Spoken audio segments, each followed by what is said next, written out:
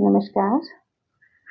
अच्छा, आप मुझे बताइएगा ज़रूर, ये जो बातें मैं आपसे शेयर करती हूँ, ये आपको अच्छी लग रही हैं? आप सुनना चाहते हैं इस बारे में तो प्लीज़ मुझे मैसेज ज़रूर कीजिएगा, कमेंट सेक्शन में, ताकि मुझे भी पता चले कि यह आपको ये बातें सुनने में अच्छी लग रही हैं। तो बच्चे बड़े स्मार्ट होते हैं, पर कभी-कभी ना वो ये भूल जाते हैं, माँ-बाप भी स्मार्ट हो सकते हैं, माँ-बाप भी स्मार्ट हो सकते हैं। अब ऐसे ही एक स्मार्ट माँ-बाप की स्टोरी मैं आपको बताऊँगी, शेयर करूँगी आपसे। तो हमारे पड़ोस में एक अंकल रहते थे, अंकल और आंटी। उनको एक ही बच्चा था, दो वो इंडिया में ही रहता था, किसी अलग स्टेट में रहता था। तो अंकल और आंटी अकेले रहते थे। Uncle was a class 1 government officer. He retired as a class 1 government officer.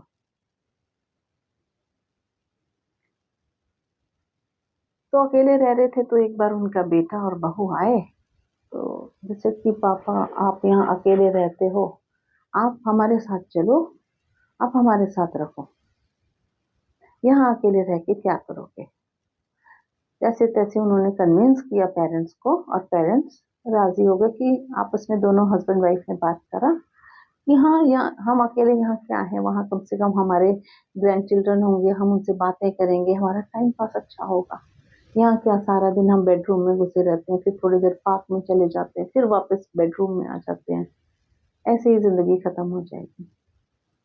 तो दे डिसाइडेड, मेंटली वो प्रिपेयर हो गए कि हम ये घर सेल आउट कर देंगे और हम अपने बच्चों के पास चले जाएंगे। तो एक बार अंकल का मन किया कि वो एक बार अपने बेटे के बहू के पास जाकर देखते हैं। वो गए, बहुत अच्छे से वेलकम हुआ। अब बच्चे तो इनोसेंट होते हैं, वो तो दादाजी दादाजी कह के, बच्चों को क्या मालूम है घर की पॉलिटिक्स का। बहू बेटे ने बहुत अच्छा किया, डिनर्स पे जा रहे हैं, रात को फ्रेंड्स के यहाँ पार्टीज में जा रहे हैं, पापा साथ जा रहे हैं, पापा इज ऑल्सो एंजॉइंग।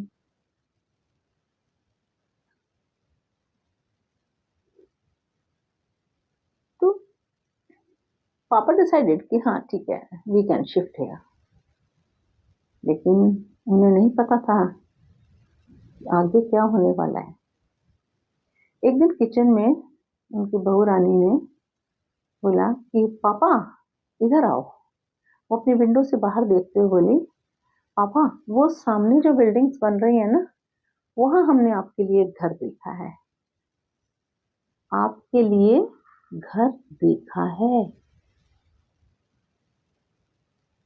पापा वाज शॉक्ड, ये क्या हुआ? मतलब हम यहाँ नहीं रहेंगे? इतना बड़ा घर तो था ये, यहाँ रह सकते थे वो। चलिए, पापा जी ने 2-3 दिन बिताए, फिर पापा जी आ गए वापस अपने घर, मम्मी जी के पास। तो उन्होंने बैठी बातें की। अब आप बोलेंगे कि ये बातें हमें कैसे पता है? क्योंकि अंकल जो थे वो मेरे फादर के बहुत अच्छे मित्र हैं, दे वर वेरी गुड फ्रेंड्स। वो आज के फ्रेंड्स की तरह नहीं कि किसी की घर की बात पता चली और लो हो गया काम। नहीं, मेरे फादर ने मेरी मदर से डिस्कस किया। आपको मालूम है अंकल ने क्या किया? अब मेरे फादर को पता होगा तो मुझे मालूम नहीं, लेकिन उन्होंने किसी और से ये बात डिस्क्लोज नहीं की। रातों रात वो अपने घर को खाली करके उसे सेल आउट करके कहीं चले गए। किसी को आज तक पता नहीं चला कि वो कहाँ गए। देखिए, फोन उस टाइम होते नहीं थे, लैंडलाइन होते थे और कोई फोन का कोई सिस्टम ही नहीं था। सिर्फ एक लैंडलाइन था जिसमें आप बात कर सकते थे। उन्होंने वो घर सेल आउट कर दिया और वो रातों रात ट्रक में सामान किया और कहाँ गए आज तक किसी को नहीं मालूम, किसी को भी नहीं मालूम कि कहाँ गए। जब अकेले ही रहना है तो तुम्हारे पास जाके अलग से क्यों रहेंगे? तो जहाँ वो रह रहे थे वो बुरा था। वो तो एक सबक सिखाने के लिए उन्होंने वो घर को सेल आउट किया और बिना बताए कहीं चले गए। अब वो अपने मरने के बाद चाहे उसे दान कर दें, चाहे किसी ऑर्फनेज को दे दें, चाहे किसी ओल्ड एज होम को दे दें। अब ये उनकी प्रॉब्लम थी।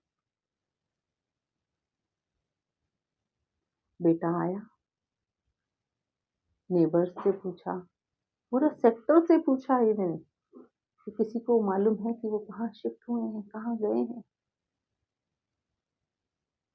किसी को नहीं मालूम। देखिए, आपने लालच किया और आपने माँ बाप से भी हाथ धो दिया। दोबारा नहीं मिलते माँ बाप।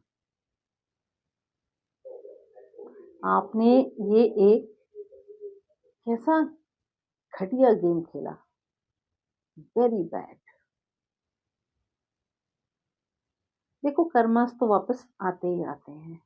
जो आपने किया, आपने अपने कर्म कर दिए। अब उसकी सजा पा रहे होंगे कहीं ना कहीं।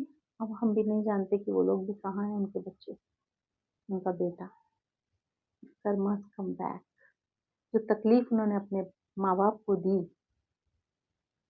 भुगतान तो करना ही होगा। चलिए,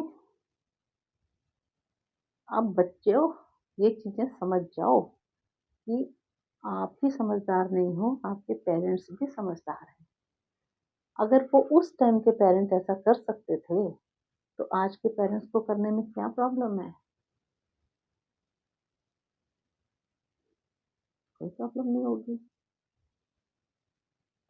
चलिए, बताने का मकसद आपको डराना नहीं, आपको संभलने का मौका देना है। भगवान आपके बच्चों को और आपको सद्बुद्धि दे।